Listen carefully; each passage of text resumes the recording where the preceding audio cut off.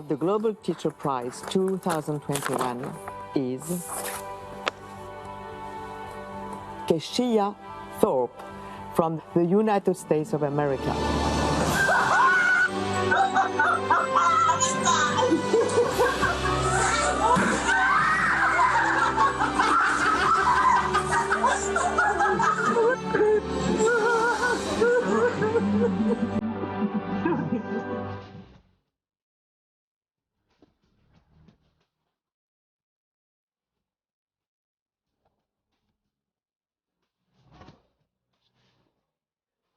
Big prize for a guest in a stunning dress. Our next guest is an extraordinary person who has been inspiring people on a scale even she would struggle to imagine. She's Keishia Thorpe. Kishia has been an educator for 17 years, dedicating herself to mentoring those students from the toughest backgrounds who have aspirations to pursue tertiary studies overseas. Now, through her work, she has provided opportunities for students, be they immigrants, refugees, and those from low-income homes, to attain full scholarships to top U.S. colleges. An immigrant herself, Kishia left Jamaica to pursue a track and field scholarship at the prestigious Howard University.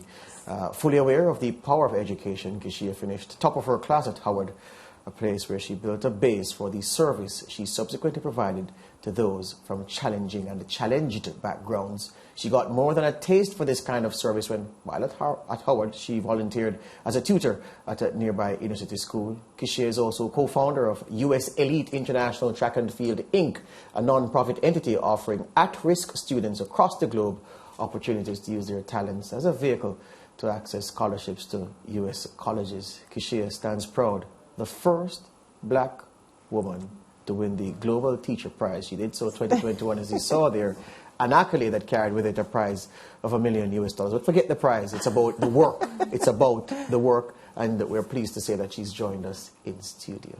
Kishia? Thank you for having me. It's a pleasure. Tell me about the dress first.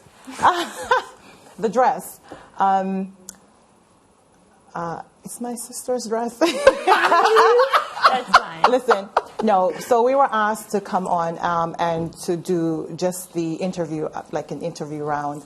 And I didn't know that it was going to be announced. But they told us to, dress nicely. Yes. And so we just, I actually went to my sister's house. It was filmed in my sister's house. Yes. And so I didn't, my sister and I are twins, of course, and we're very close.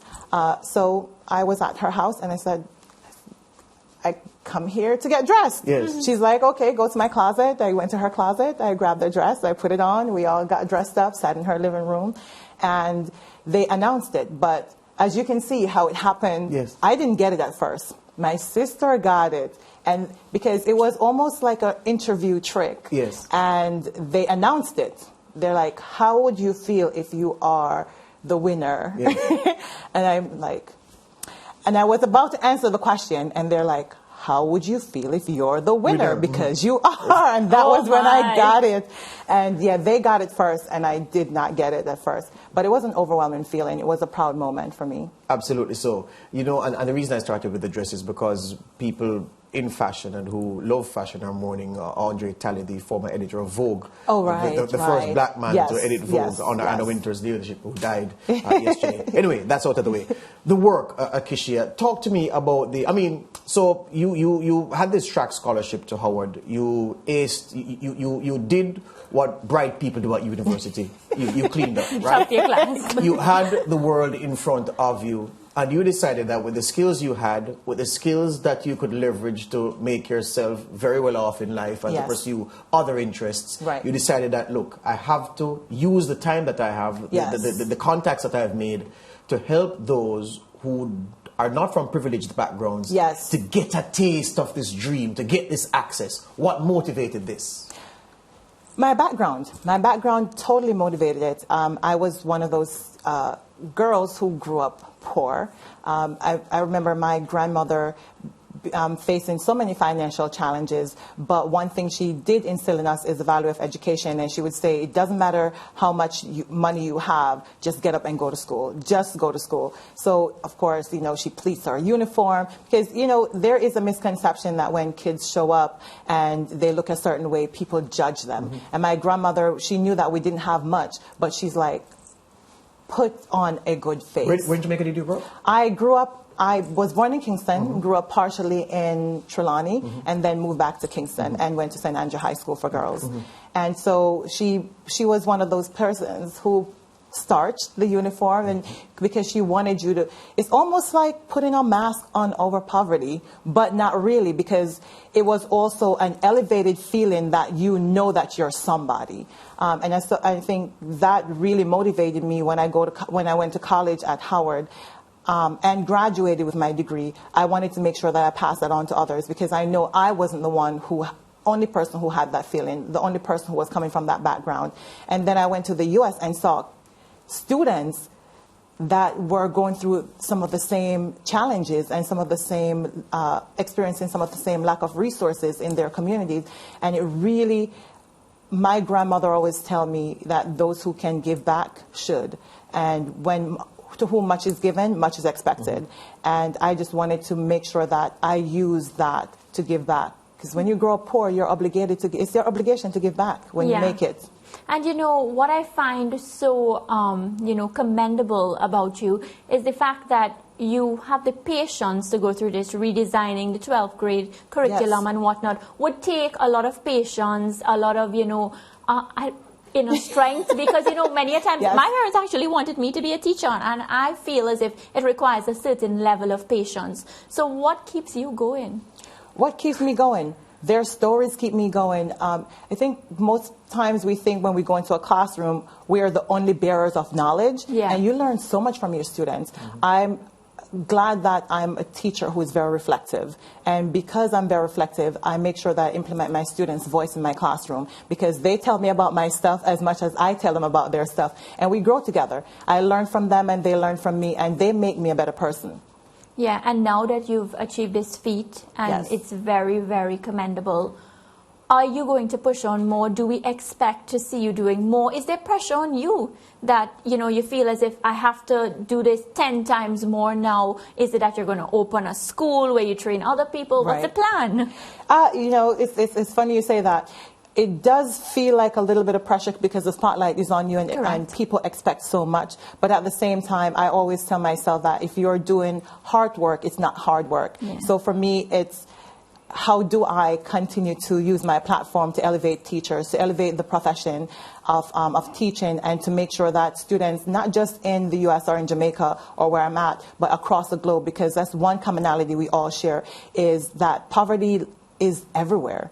And the challenges that students face are common across the board. And so what I want to make sure that I use my platform to do is to elevate them and find ways to go into areas to just think outside the box and think so creatively to make sure that wherever students are, they're receiving the resources. Because one of my goals is to ensure that students who want to access higher education should be able to do it for free at no cost. There's a thing, Kishia, about philanthropy and it's not a criticism of philanthropy itself, but I look at the term philanthropy and define it as doing good for the recognition of doing good. I see what you do as far greater than that. What is it, people like yourself, in the way that you open opportunities for other people, often tell stories of what it is that is most pleasing about what you do, and it's often the stories from the people you have helped. I wanted to tell us something that some student would have said to you over the years that is always motivating you, or something that you'll never forget, something that has made an indelible mark, burned itself in your brain, in your mind. Thank you. And that's it. The gratification of someone coming back and say, thank you, you made a difference in my life. And that's all you need. I think teaching is such a rewarding profession. You get to change the lives of students every single day. And I don't think that most people recognize that when we go into the classroom, there's so much that we're doing. And if we don't impact all of them, we change at least one life. And for me, that's enough. One of the things that I want to make sure that, because I know that I cannot impact all of my students in the classroom, through my nonprofit organization, I have been able to do that. I make sure that whatever resources I have in the classroom or whatever skills I have outside of the classroom, I expand that to my school community, because so many times we go into the classroom and we think that students only need academic intervention. Yes. But there's so much more intervention that they need in their communities, in their homes, before they even come to school. We expect them to show up for us and to learn, but at the same time, we don't make sure that we go into their communities and understand what they need before they show up for us, so that when they actually show up for us, they're good. And whatever we're giving them, it sticks and it lands. Do you ever get tired? Tired. And you know what I mean? Because to deal with children is a task. And you seem to be doing it very well. I do. I lean on my sister a lot. My sister and I are such a dynamic force together.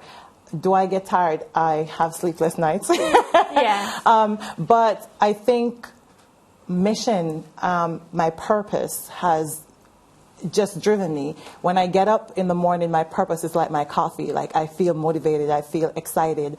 I can remember this morning when I call the sub that's sitting in my class in the US right now, and she's like, oh my goodness, that's exactly why you're the teacher you are. She's like, I can't believe you get up at 6 o'clock and call me to make sure that I'm ready to receive your students. And I said, no, you're not just a sub. You are my replacement until I come back, and whatever my students need is going to come from you, because I'm going to give it to you to give it to them. There's no gap of learning. When I'm missing, the knowledge still stays, because I need to make sure that they're still being fed while I'm away. Kishia, how, if at all, have the students that you interact with directly, and you have interacted directly over time, how have they changed you would say? How have they changed Or improved you even, perhaps is a better way to ask it. The thing for me is that every time my students achieve a higher level, I want to achieve higher for them. Because, being a teacher, I'm also a licensed principal, but being a teacher allows me to impact change in my classroom and to change their life. Hands-on. But being a principal and having that level of administration that puts me in at the seat of other tables to help influence and change policies, allow me to change their world. And so every time they take a step up, it encourages me and it forces me and it challenges me to take the next step up. I mean, we have doctors and PhD out of our nonprofit organization, and I haven't made PhD yet. My sister has, but I guess I would equate the Global Teacher Prize, Nobel Teacher Prize, to her PhD, because of the level of work and the level of recognition that it is as well. Yeah, and lastly, we only have seconds left. Yes. When you look back at the sum total of what you've done in the world of work so far, impacting young lives, and you look at where you started from Jamaica to the USA through Howard's system, do you ever feel like, perhaps it is I could have done something else and been even more successful as an individual, or are you very happy with the path you chose?